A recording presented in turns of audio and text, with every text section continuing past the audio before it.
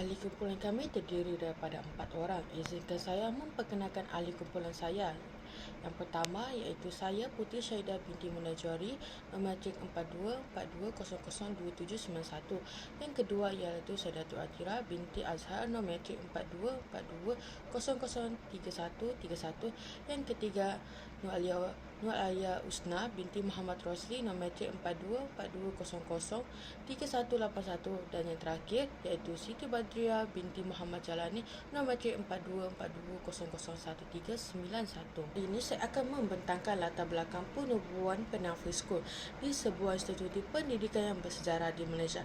Perkara pertama iaitu cadangan pembinaan Penang Free School ini bermula atas cadangan Review of Winners yang mencadangkan pembinaan Scholar Prince of the West England yang telah melangkah penting dalam usaha peningkatan pendidikan di kawasan tersebut. Perkara kedua, tarikh pembukaan rasmi pada 21 Oktober 1816, Penang Free School ini dibuka secara rasmi. Ini menandakan permulaan sebuah institusi yang akan memainkan peranan penting dalam pendidikan anak-anak di Pulau Pinang dan sekitarnya. Perkara ketiga iaitu pembangunan dan Perang Dunia Kedua. Sekolah ini telah siap pada 9 Januari 1925, namun semasa Perang Dunia Kedua, institusi ini mengalami pelbagai cabaran yang mempengaruhi operasinya. Walau bagaimanapun, Penang Free School ini bertahan dan beradaptasi dengan perubahan yang berlaku. Perkara yang keempat iaitu merdeka dan mematuhi polisi pendidikan. Setelah Malaysia mencapai kemerdekaan pada 31 Ogos 1957, Penang Free School perlu mematuhi Ordinan Pelajaran pada 1957. Institusi ini juga berperanan penting kepada polisi dan prinsip yang telah ditetapkan untuk memastikan kuantiti pendidikan yang tertinggi. Demikianlah sebab sedikit tentang latar belakang Penang Free School. Sekolah ini juga bukan saja simbol pendidikan di Pulau Pinang tetapi juga mencerminkan perjalanan pendidikan di Malaysia. Terima kasih atas perhatian semua. Struktur pentadbirannya tersusun rapi di Penang Free School yang bertujuan memastikan organisasi sekolah berjalan dengan lancar dan efisien. Perkara pertama iaitu pengetua. Struktur pentadbiran FPS dipimpin oleh pengetua. Beliau bertanggungjawab ke atas keseluruhan pengurusan dan pentadbiran sekolah. Pengetua juga berperanan sebagai pemimpin dan memastikan kecemerlangan akademik dan kurikulum serta mengaplikasikan semua warga sekolah. Perkara kedua iaitu penolong kanan. Seterusnya, kita juga mempunyai penolong kanan iaitu PK. Mereka juga menguruskan hal-hal yang berkaitan tentang pentadbiran, termasuklah jadual waktu, pelaksanaan dasar-dasar pendidikan. Tugas mereka sangat penting dalam memastikan segala aktiviti berjalan dengan lancar. Perkara ketiga iaitu PK Al-Heruan, iaitu PK Al-Heruan murid bertanggungjawab terhadap disiplin belajar, kebajikan dan keselamatan murid. Mereka juga memastikan sekolah yang selamat dan kondusif untuk pembelajaran serta memberikan sokongan kepada pelajar dan aspek sosial dan emosional. Perkara keempat iaitu PK Co-Curriculum. PK Curriculum juga menguruskan aktiviti co-curriculum termasuklah sukan, kelab dan persatuan. Mereka juga memastikan perkembangan holistik pelajar dengan menyediakan peluang untuk menyertai pelbagai aktiviti yang dapat memberi kemahiran dan bakat mereka. Dan yang kelima iaitu guru-guru kanan. Guru-guru kanan memainkan peranan penting dengan membantu pengetua dan penolong kanan dalam bidang akademik, kurikulum dan pembangunan murid. Mereka juga menjadi mentor kepada guru-guru lain dan memberi panduan dan pengajaran dan pembelajaran. Perkara yang keenam iaitu Lembaga Gelora Sekolah. Lembaga Mengelola Sekolah adalah badan yang terdiri daripada wakil-wakil komuniti, alumni dan kaki tangan pendidikan. Mereka juga membantu dalam membuat keputusan besar serta menyediakan sokongan kepada sekolah memastikan visi dan misi FPS tercapai. Perkara ketujuh iaitu Persatuan Ibu Bapa dan Guru iaitu PIBJ. Persatuan Ibu Bapa dan Guru PIBJ memainkan peranan penting dalam menjalinkan kerjasama antara ibu bapa dan guru dan melalui kerjasama ini mereka berusaha meningkatkan mutu pendidikan serta kebajikan pelajar. Demikianlah gambaran keseluruhan tentang struktur pentadbiran di Penang Free School. Dengan sistem tersusun ini, FPS mampu mencapai kecemerlangan dalam pendidikan. Terima kasih atas perhatian semua. Fasiliti yang ada di Penampil School terdiri daripada 8 perkara. Yang pertama ialah bangunan sejarah. Penampil School juga mempunyai bangunan bersejarah yang menampilkan seni binaan, kolonial dan unik. Struktur ini bukan sahaja mencerminkan sejarah tetapi juga menyediakan ruang luas dan lengkap untuk pembelajaran. Perkara kedua iaitu Dewan Sekolah. Dewan Sekolah utama digunakan untuk pelbagai acara rasmi termasuklah perhimpunan di sekolah kita tu kan, Masjid penganugerahan dan aktiviti kurikulum iaitu sukan yang besar. Dewan ini juga menjadi pusat persatuan untuk mengumpul semua pelajar dan staf bagi meraihkan kejayaan dan aktiviti penting. Perkara ketiga iaitu perpustakaan. Pustakaan FPS adalah salah satu yang tertua di negara ini. Ia mempunyai koleksi buku akademik dan rujukan yang sangat banyak dan memberi sumber yang berharga kepada pelajar dan proses pembelajaran mereka. Perkara yang keempat iaitu makmal sains. Ia juga dilengkapi dengan beberapa makmal sains dan moden. Makmal ini juga dilengkapi dengan peralatan untuk eksperimen dalam subjek kimia, biologi dan fizik. Membolehkan pelajar mendalami sains dengan cara yang praktikal dan interaktif. Perkara kelima iaitu makmal komputer. Selain makmal sains, mempunyai makmal komputer yang lengkap. Fasiliti yang digunakan untuk sumber teknologi maklumat dan komunikasi iaitu ICT, memastikan pelajar mendapat pendedahan yang mencukupi dalam bidang teknologi. Perkara keenam iaitu padang dan fasiliti sukan. Sekolah ini juga mempunyai padang yang luas untuk aktiviti sukan seperti bola, rugby dan aktiviti-aktiviti lain.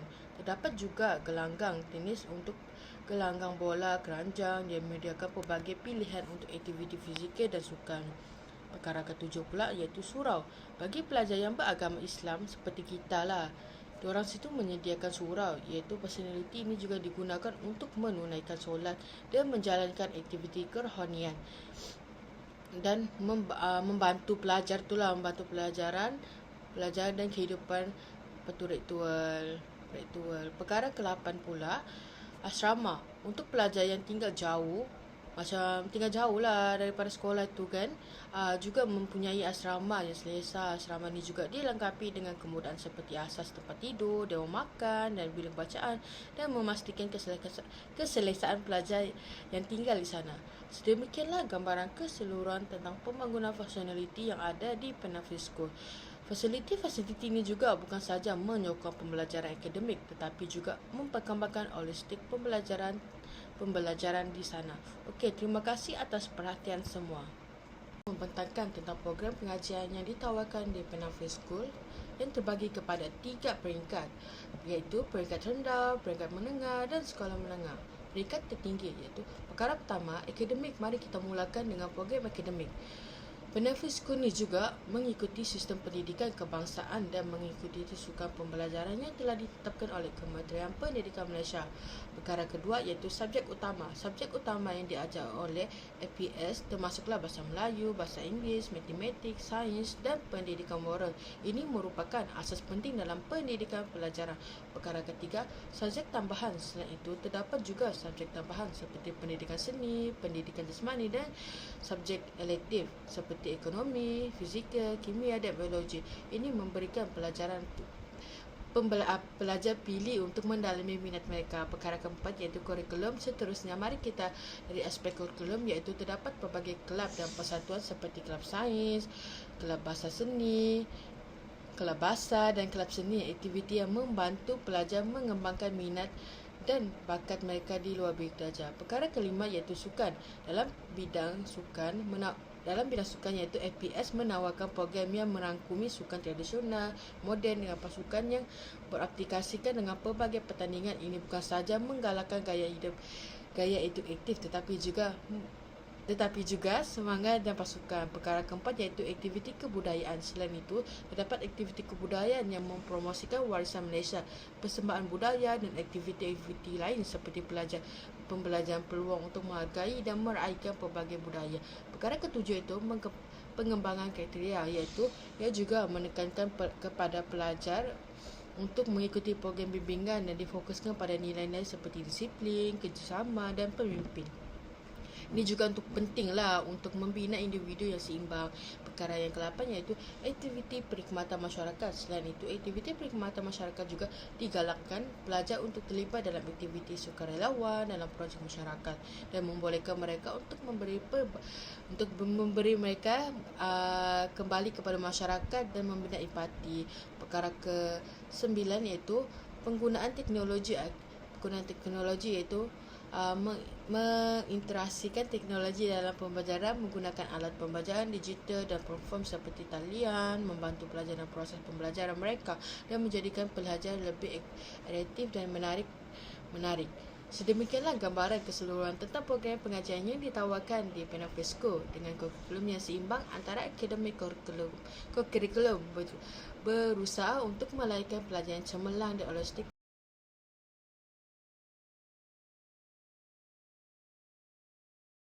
Beberapa fakta menarik tentang Penafisco, sebuah institusi yang kaya dengan sejarah dan prestasi. Fakta pertama iaitu sekolah tertua.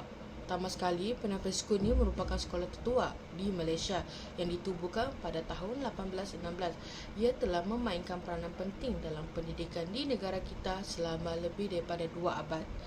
Okey, fakta kedua iaitu sekolah arif.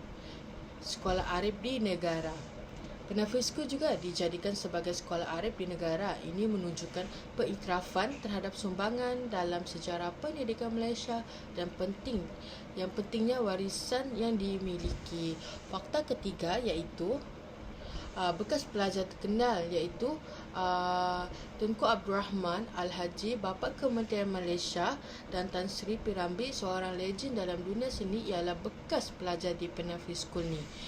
Kehadiran mereka di APS ni mencerminkan tradisi kecemerlangan di sekolah ini. Fakta keempat iaitu pencapaian pelajar. Salah satu